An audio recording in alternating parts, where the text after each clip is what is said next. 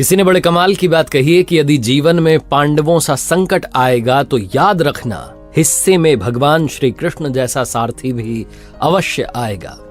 नमस्ते दोस्तों, मेरा नाम है आरजे कार्तिक। एक बार एक संत जंगल में कुटिया बना करके रह रहे थे। बहुत सालों से वहां तपस्या कर रहे थे, आराधना कर रहे थे, प्रभु की प्रतीक्षा कर रहे थे। भगवान श्री कृष्ण के बड़े भक्त थे, लेकिन भगवान के दर्शन नहीं मिल रहे थे। एक बार एक शिकारी उस जंगल में आया।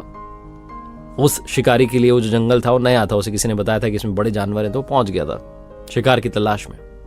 उसे कुटिया दिखाई दी। उसने जाकर के दरवाजा खटखटाया कि थोड़ा भोजन मिल जाएगा, पानी वानी पी लेंगे। तो अंदर से बाबा जी निकले।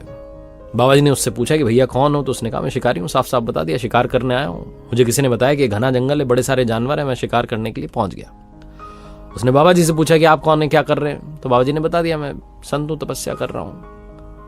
फिर उसने पूछा कि मतलब क्या करते क्या है आप? उस शिकारी को ज्यादा इसके बारे में जानकारी नहीं थी, उसका काम ही यही था, बस वो तो जानवर पकड़ता था। तो बाबा जी ने कहा क्या समझाऊं इसको?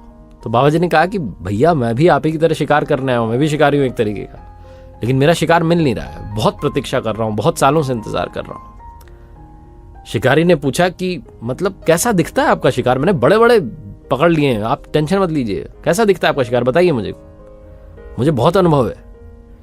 बाबा जी ने सोचा अब क्या बताऊं इसको, कैसा दिखता है, क्या बोलूं।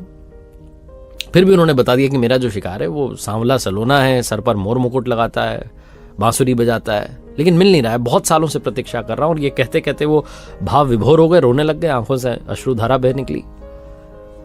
वो जो शिकारी था वो भी इमोशनल हो गया। उसने कहा अरे बाबा जी रो क्यों रहे आप, ऐसी क्या बात हो गई? मुझे बहुत वर्षों का अनुभव है, आप चिंता मत कीजिए, आपके शिकार को पकड़ के लाऊंगा। और आज मैं प्रतिज्ञा करता हूं, वैसे तो मैं पानी पीने आया था, भोजन करने आया था आपके यहाँ, लेकिन आज प्रतिज्ञा करता हूं कि जब तक आपका शिकार नहीं पकड़ लेता तब तक अन्न का एक दाना ग्रहण नहीं करूंगा, पानी नहीं पीऊंगा।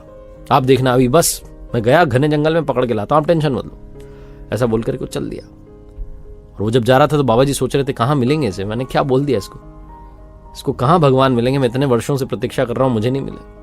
शिकारी गया, जाकर के उसने घने जंगल में जाल बिछा लिया बड़ा सा, पेड़ के ऊपर जाकर के बैठ गया, इंतजार करने लगा, प्रतीक्षा करने लगा कि वो शिकार आए, सर पर मोर मुकुट, बांसुरी बजाते हुए, सांवला सलोना।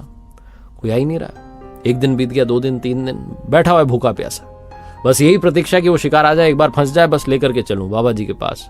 वो बहुत परेशान है। जब 4 दिन हो गए तो भगवान को लगा कि तो जाने वाला नहीं है, टस से मस नहीं होगा, बैठा हुआ है मेरे इंतजार में। तो भगवान स्वयं प्रकट हो गए, वही रूप जैसा बाबा जी ने बताया था, और खुद ही चलते चले आए, चलते चले जा रहे हैं, खुद आकर के जाल में फंस गए। और जैसे ही उसकी नींद लग गई थी, ऊपर शिकारी के पेड़ पर बैठे, उसकी नींद खुली। उसने कहा अरे शिकार तो आ गया है, फंस गया है, मिल गया। वो दौड़ते हुए फटाफट से नीचे उतरा, दौड़ते हुए बाबा जी कुटिया की तरफ चलने लगा। कंधे पर वो जाल जो था उसमें फंसे हुए थे भगवान, उनको लेकर के जाने लगा और कहने लगा बस बहुत दिनों के बाद मिले हो, जाने नहीं दूंगा तुम्हें। वो बहुत परेशान है, पता है तुम्हें। ले जाकर के उस जाल को वहां रख दिया। बाबा जी कुटिया के सामने दरवाजा खटखटाया, बोले मिल गया शिकार आपका। बाबा जी ने दरवाजा खोला तो साक्षात प्रभु खड़े थे, वही रूप जो बताया था शिकारी को बाबा जी ने। बाबा जी पैरों में पड़ गए, कहने लगे प्रभु भगवान, इतने वर्षों से आपकी तपस्या कर रहा हूं, आपने दर्शन नहीं दिए, इस शिकारी को आप कहां मिल गए? भगवान ने कहा इसके भाव तुम्हारे भाव से भी ज्यादा ताकतवर थे।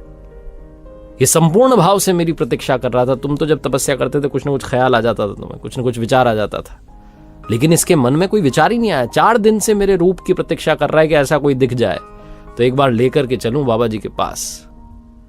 इसकी भक्ति से मैं प्रसन्न हो गया, मुझे तो आना ही था। 4 दिन से बैठा हुआ था। बाबा जी ने हाथ जोड़ लिए, प्रणाम करने लगे, आंखों से अश्रु बहने लगे, कहने लगे प्रभु आपकी माया धन्य है।